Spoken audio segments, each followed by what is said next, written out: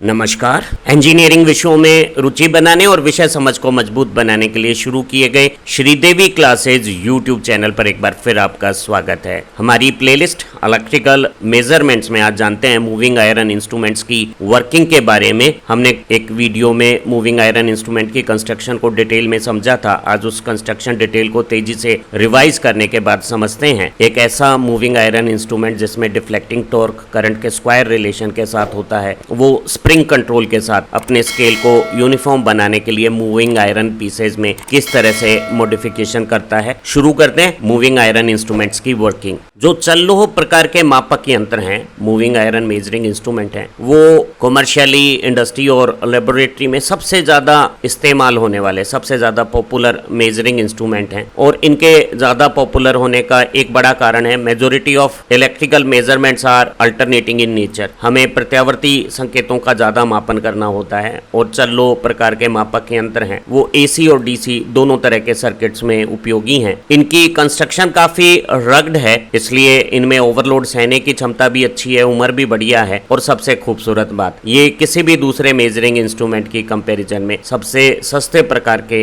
Analogue instrument होने के कारण किफायती भी हैं, इकोनॉमिक भी हैं और इनमें रीजनेबल एक्यूरेसी अवेलेबल है। दोनों अट्रैक्शन प्रकार और रिपल्शन प्रकार के जो हमारे चल्लो मापक यंत्र हैं, चाहे moving iron instrument attractive type हो या रिपल्सिव टाइप हो, जो वर्किंग मैग्नेटिक फील्ड है वो एक स्टेशनरी कॉइल से बनाया जाता है। लेकिन ये जो स्टेशनरी कॉइल है वो हम एमीटर और वोल्टमीटर एप्लीकेशंस के लिए अलग अलग कॉन्फ़िगरेशंस के बनाते हैं। दोनों में नंबर ऑफ टर्न्स और क्रॉस सेक्शन ऑफ टर्न्स में अंतर होता है। जो वोल्टेज मेजरमेंट की हमारी स्टेशनरी कॉइल्स होती हैं उनमें हम ज्यादा संख्या में टर्न्स लेते हैं और पतला क्रॉस सेक्शन लेते हैं और इन पतले क्रॉस सेक्शन के टर्न्स में कम जो करंट वोल्टमीटर सर्किट से ड्रॉ करता है वो ज्यादा फेरों के साथ मल्टीप्लाई होकर रिक्वायर्ड एमएमएफ बना लेता है। और ऐसी कॉइल में जब इंपीडेंस ज्यादा है तो वो मेजर्ड सर्किट से करंट कम ड्रॉ करके लोडिंग एरर भी कम बनाती है। वहीं जो एमीटर की कॉइल्स हैं वो मोटे क्रॉस सेक्शन की है ताकि इंस्ट्रूमेंट को जब हम मेजर्ड सर्किट में सीरीज में कनेक्ट करते हैं तो बिना किसी शंट के सारा जो सर्किट का लोड करंट है वो इन कॉइल के टर्न्स में कैरी करते समय कॉइल के टर्न्स को दिक्कत नहीं आए। तो ये अच्छे करंट कैरिंग कैपेसिटी के मोटे क्रॉस सेक्शन के टर्न्स हैं। क्योंकि करंट का मैग्नीट्यूड ज्यादा हो गया है और एमएमएफ फेरे और करंट के गुणनफल से बनता है, करंट ज्यादा है तो हम कम फेरे की कॉइल भी बना सकते हैं और इस तरह से मोटे क्रॉस सेक्शन और कम नंबर ऑफ टर्न्स की जो कॉइल बनती है उसका इंपीडेंस कम होने से जब ऐसी इंस्ट्रूमेंट को सर्किट के सीरीज में लगाते हैं तो इसके अक्रॉस वोल्टेज ड्रॉप कम होने से लोडिंग एरर कम आएगी। तो एमीटर की कॉइल मोटे क्रॉस सेक्शन और कम फेरों की है और वोल्टमीटर की कॉइल ज्यादा फेरे और पतले क्रॉस सेक्शन की हैं। तो हम एक तरह के इंस्ट्रूमेंट एमीटर या वोल्टमीटर को दूसरे प्रकार के इंस्ट्रूमेंट में कन्वर्ट नहीं कर सकते हैं। यहाँ एक अट्रैक्शन टाइप वोल्टमीटर जो मूविंग आयरन प्रकार का है उसे प्रदर्शित किया हुआ है और एक इंसुलेटेड फॉर्मर पे पतले क्रॉस सेक्शन और ज्यादा फेरों की ये अधिक इंपीडेंस की वोल्टमीटर की फिक्स कॉइल हो गई। अगर यही एमीटर होता तो यहाँ मोटे क्रॉस सेक्शन के कुछ फेरों की कॉइल्स का हम इस्तेमाल कर सकते थे। इस कॉइल में जब इलेक्ट्रिक सिग्नल का एक्साइटेशन आता है, वोल्टेज के प्रोपोर्शनल करंट का फ्लो होता है तो यहाँ एक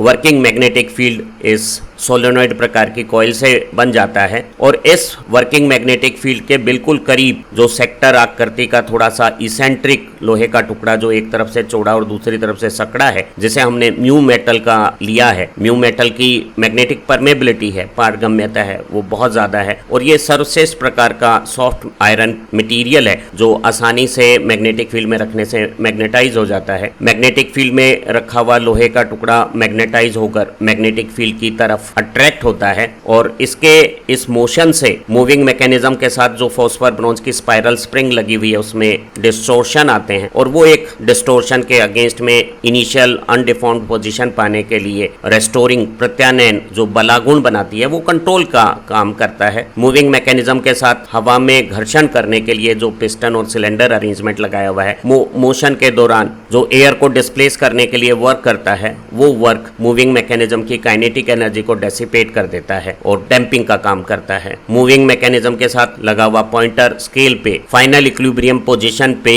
जो डिस्प्लेसमेंट शो करता है वो कॉइल में लगाए गए इलेक्ट्रिक एक्साइटेशन के अनुसार एक मेजरमेंट दे देता है। एक moving iron repulsive type ammeter यहाँ चित्र में दिखाया हुआ है, जिसमें मोटे क्रॉस सेक्शन के कुछ फेरों की एक fix coil working magnetic field बनाती है। अगर यही moving iron repulsion type instrument ammeter की बजाय वोल्टमीटर होता तो यहाँ फेरों की संख्या ज्यादा होती और उनका क्रॉस सेक्शन छोटा हो जाता। फिक्स कॉइल द्वारा इलेक्ट्रिक एक्साइटेशन से यहाँ जो वर्किंग मैग्नेटिक फील्ड बना है उसमें दो आयरन पीस यहाँ लगाए हुए हैं। एक आयरन पीस कॉइल के इनर पेरिफेरी पे फिक्स किया हुआ फिक्स आयरन है, ये चल नहीं सकेगा, और इसके पैरेलल एक दूसरा रेक्टेंगल शेप का moving iron piece moving mechanism के साथ अटैच पिवोटेड है और वो रोटेशन कर सकता है। जो फिक्स आयरन है उसका एक साइड में क्रॉस सेक्शन ज्यादा और दूसरी तरफ कम है। जब कॉइल के इलेक्ट्रिक एक्साइटेशन से यहाँ वर्किंग मैग्नेटिक फील्ड बनता है तो दोनों लोहे के टुकड़े एक जैसे मैग्नेटाइज होकर म्यूचुअली रिपेल करते हैं, और क्योंकि फिक्स आयरन तो फिक्स है तो मूविंग आयरन उस रिपल्सिव फोर्स से एक फोर्स और टॉर्क जनरेट करता है, और वो टॉर्क की डायरेक्शन फिक्स आयरन के ज्यादा क्रॉस सेक्शन से कम क्रॉस सेक्शन यहाँ तीर की दिशा अनुसार रोटेशंस बनाएगी। सभी मूविंग आयरन चल लोह उपकरणों में, चाहे वो अट्रैक्शन प्रकार के हो, रिपल्शन प्रकार के हो, अमीटर हो या वोल्ट मीटर हो, जो कंट्रोल टॉर्क बनाने का मैकेनिज्म है वो एक स्पाइरल स्प्रिंग से जनरेट होता है। फॉस्फोर ब्रॉन्ज की एक स्पाइरल स्प्रिंग का एंड मूविंग मैकेनिज्म के साथ जोड़ दिया जाता है और स्पाइरल स्प्रिंग का बहुत सारे टर्न से एक लंबी लेंथ बनाते हुए दूसरे एंड को फिक्स फ्रेम के साथ अटैच कर देते हैं, जहां एक स्क्रू से स्प्रिंग की इनिशियल टेंशन को एडजस्ट करके बिना इलेक्ट्रिक सिग्नल के इस पॉइंटर की पोजीशन को स्केल पे 0 पोजीशन पर एडजस्ट किया जा सकता है। जब डिफ्लेक्टिंग टॉर्क जनरेट होता है, अट्रैक्शन में लोहे का टुकड़ा मैग्नेटिक फील्ड के अंदर अट्रैक्ट होता है और रिपल्शन प्रकार के मूविंग आयरन इंस्ट्रूमेंट में फिक्स्ड आयरन के ज्यादा क्रॉस सेक्शन से छोटे क्रॉस सेक्शन की तरफ जब मूविंग आयरन पीस डिफ्लेक्ट होता है तो इस स्प्रिंग के मटेरियल में कंप्रेशन या एक्सपेंशन होने से डिस्टोर्शंस आते हैं और स्प्रिंग का प्रत्यास्थ पदार्थ विकृति के विरुद्ध पुरानी अवस्था प्राप्त करने का प्रत्यानयन, अंग्रेजी में रिस्टोरिंग टॉर्क जनरेट करेगा। अगर स्प्रिंग काफी पतली और लंबी हो तो control torque amount of angular displacement के डायरेक्ट प्रोपोर्शनल बन जाएगा, और ये डिस्प्लेसमेंट बढ़ने से इंक्रीज होकर किसी एक डिस्प्लेसमेंट पोजीशन पे इलेक्ट्रिक सिग्नल के डिफ्लेक्टिंग टॉर्क के जब बराबर हो जाएगा और साथ में डैम्पिंग भी अगर इंस्ट्रूमेंट में होगी तो पॉइंटर जो स्टेबल पोजीशन पाएगा स्केल पर, उससे हमें इलेक्ट्रिक क्वांटिटी की रीडिंग्स प्राप्त हो जाएगी। सभी मूविंग आयरन इंस्ट्रूमेंट में एयर में फ्रिक्शन से डैम्पिंग जनरेट की जाती है, और एक एयर चैम्बर में पिस्टन का मूवमेंट या मूविंग मैकेनिज्म के साथ लगे हुए वेंस जब मूविंग मैकेनिज्म रोटेट करता है तो रोटेशन की कंडीशंस में एयर को डिस्प्लेस करने में जो वर्क इन्वॉल्व होता है वो मूविंग मैकेनिज्म की काइनेटिक एनर्जी को डेसिपेट कर देता है। अगर इंस्ट्रूमेंट में क्रिटिकल डैम्पिंग है तो हमारा पॉइंटर फाइनल इक्विलिब्रियम पोजीशन पे बिना ऑसिलेशन के मिनिमम टाइम में रुककर फाइनल रीडिंग दे देगा। फिक्स कॉइल में करंट एक्साइटेशन से जो वर्किंग मैग्नेटिक फील्ड बनता है उसकी फ्लक्स डेंसिटी करंट सिग्नल के डायरेक्ट प्रोपोर्शनल है, और अगर ये वोल्टमीटर है तो वोल्टमीटर कॉइल में जो करंट फ्लो हो रहा है वो अप्लाइड इंस्ट्रूमेंट कॉइल के अक्रॉस वोल्टेज के प्रोपोर्शनल है। तो हम कह सकते हैं कि ये जो magnetic induction working magnetic field का बना है वो अप्लाइड वोल्टेज सिग्नल के भी प्रोपोर्शनल है। अट्रैक्शन टाइप इंस्ट्रूमेंट में जो लोहे का टुकड़ा यहाँ रखा हुआ है वो मैग्नेटिक फील्ड में मैग्नेटाइज हो जाता है, और इसमें जो मैग्नेटाइजेशन की इंटेंसिटी है, चुंबकन की जो तीव्रता है, वो अप्लाइड मैग्नेटिक फील्ड इंडक्शन के प्रोपोर्शनल होगी, और लोहे का टुकड़ा नजदीक जो बाहर की पोजीशन में रखा हुआ है उससे डिफ्लेक्ट होकर कॉइल के अंदर के स्ट्रॉन्ग मैग्नेटिक फील्ड की तरफ अट्रैक्ट होगा, और अट्रैक्शन के दौरान जो टॉर्क बनेगा वो लोहे के टुकड़े में मैग्नेटाइजेशन और अप्लाइड मैग्नेटिक फ्लक्स डेंसिटी या मैग्नेटिक इंडक्शन के प्रोडक्ट के अनुसार होगा। और क्योंकि दोनों करंट के प्रोपोर्शनल है तो हमारा जो अट्रैक्शन के कारण deflecting torque moving iron instrument में जनरेट हो रहा है वो कॉइल के करंट सिग्नल के स्क्वायर प्रोपोर्शनल में है, और स्क्वायर रिलेशन ये इंडिकेट कर रही है कि अगर कॉइल में करंट की डायरेक्शन बदल जाती है, सर्किट में अल्टरनेटिंग एक्साइटेशन को कॉइल में देते हैं, तब भी इस लोहे के टुकड़े पे डिफ्लेक्टिंग टॉर्क की डायरेक्शन डायरेक्शन नहीं बदलेगी, ये लोहे का टुकड़ा बाहर से अंदर की तरफ अट्रैक्ट होगा और ज्यादा करंट का मैग्नीट्यूड है तो ये अट्रैक्शन का डिफ्लेक्टिंग टॉर्क भी स्क्वायर रिलेशन के अनुसार ज्यादा होगा। तो हम कह सकते हैं कि attraction type moving iron instrument है वो अल्टरनेटिंग करंट और डायरेक्ट करंट दोनों तरह के सर्किट्स पे काम कर सकते हैं। एक प्रतिकर्षण प्रकार के repulsion type moving iron instrument में भी फिक्स्ड कॉइल में जब करंट का एक्साइटेशन देते हैं तो वर्किंग मैग्नेटिक फील्ड का इंडक्शन करंट के प्रोपोर्शनल यहाँ जनरेट हो जाता है। सोलेनॉइड प्रकार की ये जो कॉइल कॉन्फ़िगरेशन है उनका मैग्नेटिक इंडक्शन करंट एक्साइटेशन के डायरेक्ट प्रोपोर्शनल है और दोनों लोहे के टुकड़े चाहे वो फिक्स्ड आयरन हो या मूविंग आयरन हो वो मैग्नेटाइज होंगे और उनका मैग्नेटाइजेशन इंटेंसिटी चुंबकन की तीव्रता यहाँ वर्किंग मैग्नेटिक फील्ड में मैग्नेटिक इंडक्शन के प्रोपोर्शनल होगी और दोनों टुकड़े एक दूसरे के साथ जो प्रतिकर्षण के बल से टॉर्क बनाएंगे वो दोनों के मैग्नेटाइजेशन इंटेंसिटी के प्रोडक्ट के प्रोपोर्शनल होगा और मैग्नेटाइजेशन इंटेंसिटी मैग्नेटिक इंडक्शन या करंट के प्रोपोर्शनल है तो हम पाएंगे कि जो वर्किंग टॉर्क है वो करंट के स्क्वायर प्रोपोर्शनल हो गया है और करंट अगर कॉइल में अपनी डायरेक्शन भी बदलेगा तब भी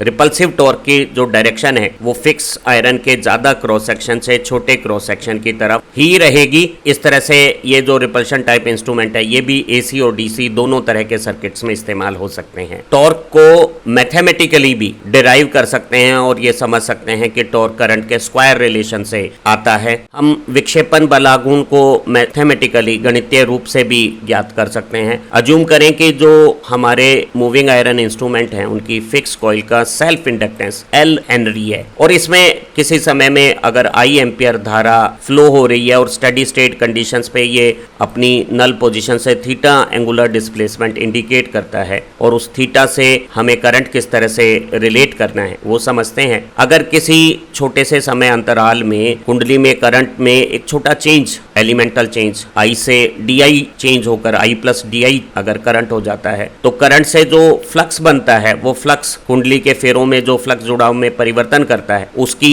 परिवर्तन की समय दर के अनुसार कुंडली में एक विद्युत वाहक बल उत्पन्न होगा। कॉइल में करंट के चेंजेस को मेंटेन करने के लिए इंड्यूस EMF के बराबर वोल्टेज अप्लाई करनी होगी। कॉइल में इंड्यूस्ड EMF कॉइल के साथ फ्लक्स जुड़ाव की समय के साथ परिवर्तन की दर होगी या EMF N-d∅dt होगी। फ्लक्स जुड़ाव सेल्फ इंडक्टेंस और करंट के प्रोडक्ट के प्रोपोर्शनल है और फ्लक्स जुड़ाव का d/dt इंड्यूस्ड EMF हो गया है। फ्लक्स लिंकेजेस सेल्फ इंडक्टेंस और करंट के प्रोडक्ट के प्रोपोर्शनल होती है। एक बार अगर हम L को कांस्टेंट माने तो करंट में जो टाइम रेट ऑफ चेंज है उसके अनुसार EMF का ये कंट्रीब्यूशन आएगा और क्योंकि मूवमेंट के दौरान जब लोहे के टुकड़े चलते हैं तो कॉइल का सेल्फ इंडक्टेंस भी टाइम के साथ बदलता है और उनके परिवर्तन की दर के अनुसार ये एक दूसरा EMF कंपोनेंट अगर मैं ऐड कर दूं तो ये टोटल EMF मुझे वोल्टेज के रूप में कॉइल पर अप्लाई करना होगा। अगर मैं E वोल्टेज के साथ IDT चार्ज फ्लो करता हूं तो मुझे थोड़े से समय में जो मेजरिंग इंस्ट्रूमेंट को इलेक्ट्रिकल एनर्जी देनी है वो EdQ हो गई है। E एकांक आवेश को देने में किया गया कार्य होता है और अगर मैं सर्किट में DQ आवेश भेजूं तो किया गया कार्य EdQ को मैं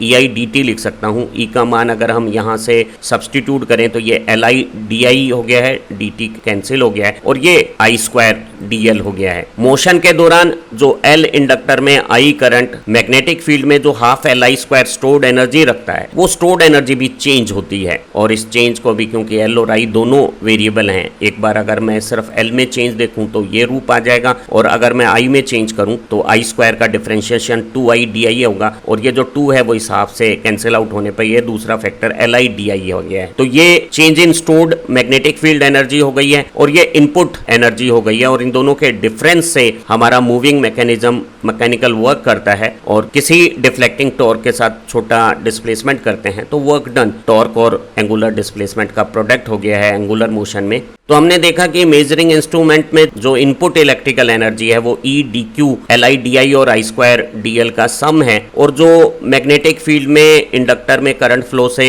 जो एनर्जी स्टोर्ड है हाफ LI² उसमें जो चेंज हुआ है वो हाफ I2dl और LIDI का समेशन है और किसी टॉर्क के साथ एंगुलर डिस्प्लेसमेंट ने जो मैकेनिकल वर्क किया है वो टॉर्क इनटू डिस्प्लेसमेंट है। एनर्जी कंजर्वेशन का प्रिंसिपल कहता है कि इनपुट एनर्जी का एक पार्ट तो स्टोर्ड एनर्जी में चेंज हो जाएगा और जो डिफरेंस पार्ट है वो मैकेनिकल वर्क होगा। तो इनपुट एनर्जी जो हमने EdQ से निकाली है और चेंज इन स्टोर्ड एनर्जी जो हाफ LI² में चेंज हुआ है उससे जो निकाले, इन दोनों का डिफरेंस हमारा मैकेनिकल वर्क डन। अगर मैं यहाँ सब्ट्रैक्ट करता हूँ दोनों को तो LIDI कैंसिल हो गया है और इनपुट I2dl एनर्जी में से हाफ I2dl जो स्टोर्ड एनर्जी में चेंज है वो सब्ट्रैक्ट करता हूं तो मेरा mechanical work done half I square dl हो गया है। अगर मैं दोनों को इक्वेट कर दूं तो मुझे डिफ्लेक्टिंग टॉर्क का magnitude half I square dl by D theta आ गया है। और यहां साफ जाहिर हो रहा है कि हमारा डिफ्लेक्टिंग टॉर्क करंट के स्क्वायर प्रोपोर्शनल में है और करंट की डायरेक्शन बदलने पे भी डिफ्लेक्टिंग टॉर्क की डायरेक्शन नहीं बदलेगी। और ऐसे इंस्ट्रूमेंट एसी और डीसी दोनों के मेजरमेंट में इस्तेमाल हो सकते हैं, लेकिन ध्यान रहे कि जब स्क्वायर रिलेशनशिप होती है डिफ्लेक्टिंग टॉर्क की तो हमारा मेजरमेंट का स्केल नॉन यूनिफॉर्म आएगा।